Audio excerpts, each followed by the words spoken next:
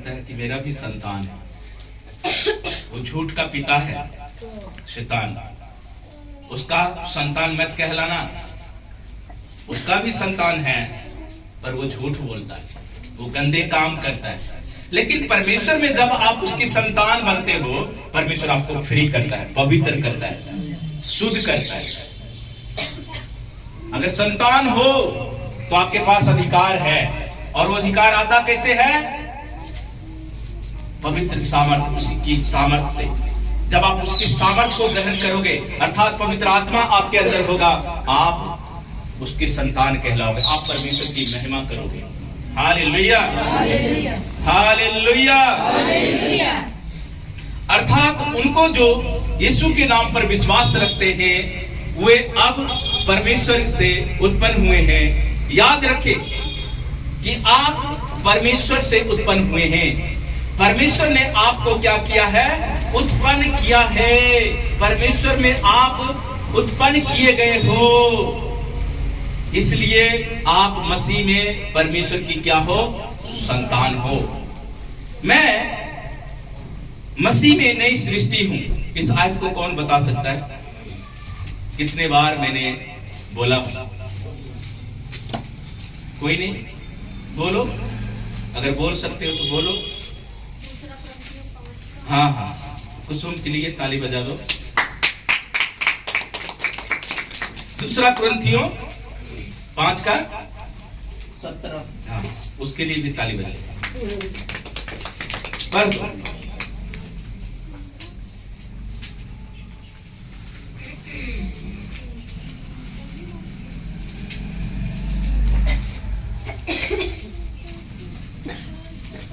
पढ़े जल्दी इस वचन को, आज प्रभु बोझ है। इसलिए यदि कोई मसीह में है तो, इसलिए यदि कोई मसीह में है तो वे नई सृष्टि है। वो क्या नई सृष्टि है? वो नई सृष्टि है। पुरानी बातें बीत गई, पुरानी बातें बीत गई है। देखो सब बातें नई हो गई है। सब बातें क्या हो गई? नहीं हो गई। सब बातें क्या हो गई? नहीं होगी। बोलो नहीं हो गई। क्या आप नया हो गए कि वही पुराना स्वभाव, पड़ोसी के साथ वही संबंध, वही झगड़ा, वही गाली, वही चुगली? तो आप नया नहीं हो। आपको नया बनना पड़ेगा। जब आप नया बनोगे, परमेश्वर में आप नई सृष्टि होंगे। आपका सोच नया होगा, आप परमेश्वर में नई सृष्टि होंगे। हालेलुया। क्या, कैसे अपने आप को जानोगे कि आप मसीह में नया हो? फिर से सवाल। हाँ, सोनू मुझे देख रहा है कि मैं बोलूं। बोल। हमारा स्वभाव से पता चलेगा। कैसे मतलब स्वभाव से पता चलेगा?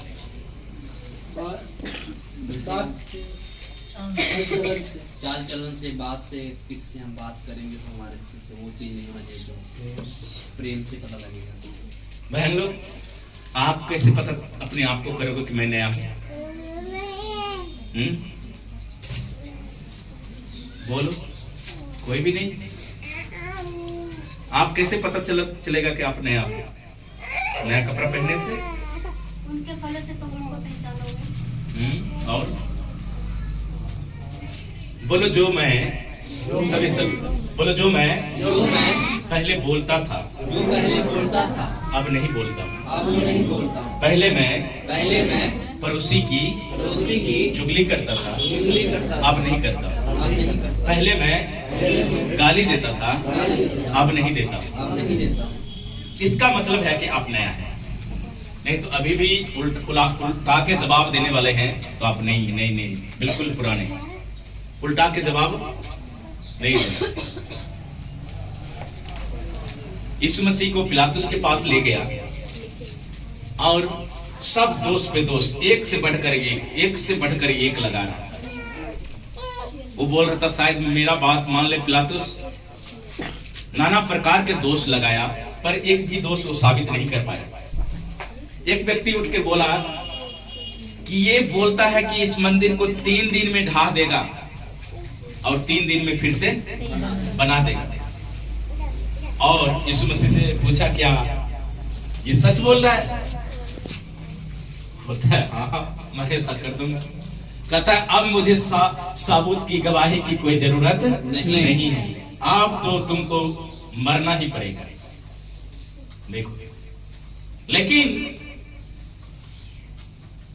उसकी बात समझ नहीं पा रहा था कि कहां क्या बोल रहे हैं। हालेलुया, परमेश्वर इस मंदिर की बात करता है, परमेश्वर इसको बना सकता है। हालेलुया, जब आप मसीह की पहचान में बढ़ोगे परमेश्वर आपको मंदिर को बनाएगा, नहीं तो ढा भी देगा। परमेश्वर के लिए कुछ भी असंभव है, वो घर को भी बना सकता है। जब लाजर को जिंदा कर सकता है, जब मर्द के पसली से औरत को उत्पन्न कर सकता है। हालेलुया, मर्द कहां से, औरत कहां से निकला, कहां से? आज जान लो, पहले औरत नहीं बनाया गया, परमेश्वर ने पहले पुरुष को बनाया, आदम को बनाया, और देखा कि उसको अकेला रहना अच्छा नहीं है, इसलिए आदम को क्या कर दिया, भारी नींद में सुलाकर उसके पीठ की पसली से हवा को निकाला, और क्या बना, और क्या कहा इसको, और उसको बोला कि ये तेरा क्या है, सहायक है। हालेलुया, क्या आप सब अपने पति का सहायक हो? कौन कौन सहायक है कि अपनी मर्जी चलाते हैं? कौन कौन पत्नी अपने पति का बात मानता है? आजकल पत्नी ऐसा तो जो करूंगा मैं करूंगा, पति कुछ नहीं है, दुष्ट आत्मा तुरंत लगेगा। हमेशा ख्याल करें, जिस घर का औरत मालिक हो उस घर में ज्यादा शैतान का अधिकार काम करता है। आज जान लिया, ज्यादा अधिकार करेगा काम शैतान का। इसलिए अधिकार जो सहायक बना ना, बोला तू इसकी बात सुनना, पति की बात को माना करना। इसलिए वचन में लिखा है कि ऐसा नहीं कि पत्नी का कोई दर्जा नहीं है, पत्नी का अच्छा दर्जा है, वो शोभायमान वस्त्र के समान है, सुंदर है, मिट्टी कोमल, कहता है कि कोमल पात्र है, इसको संभाल कर रखना चाहिए, मतलब संभालना चाहिए। पर ये नहीं कहा कि तुम पुरुष के ऊपर अधिकार करो, ऐसा नहीं लिखा है। Hallelujah, hallelujah. इसलिए अधिकार पुरुष करेगा। कुरिन्थियों की किताब पढ़ लेना, वहां पर लिखा है कि पुरुष क्या करेगा, अधिकार करेगा पत्नी को। लेकिन आदम हवा कहां चला गया? पति से बिना पूछे हुए शैतान के साथ बातचीत करते करते बहुत दूर चला गया, उसको वहां ले गया जहां वो फल था, जीवन का वृक्ष जिसको परमेश्वर ने मना किया था, वहां ले गया। बोलता अब इसको देख, कितना सुंदर लगता है। क्या परमेश्वर ने तुमको ये सारे फल खाने से मना किया? देखो घुमा के कहां बात कर, क्या कहा, क्या तुमको सारे फल खाने से मना किया? कहता है कि नहीं नहीं, ये केवल ये जो देख रहे हो ना, जो सुंदर लग रहा है सबसे ज्यादा, इसको मना किया। कहते क्यों? सब खा सकती तो इसको क्यों नहीं खा सकती? हालेलुया। मैं उतना दूर नहीं जाऊंगा। गलातियों की किताब 3:26, गलातियों की किताब 3 और 26 उसका निकाल कर पढ़े। कोई निकाल ले इफिसियों की किताब 1 उसका 4, 5 और 7।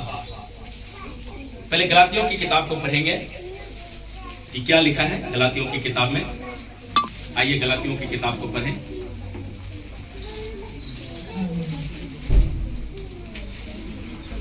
जिसको मिला है तुरंत पढ़ें। Thank you Jesus, hallelujah. हाँ 3:26 पढ़े।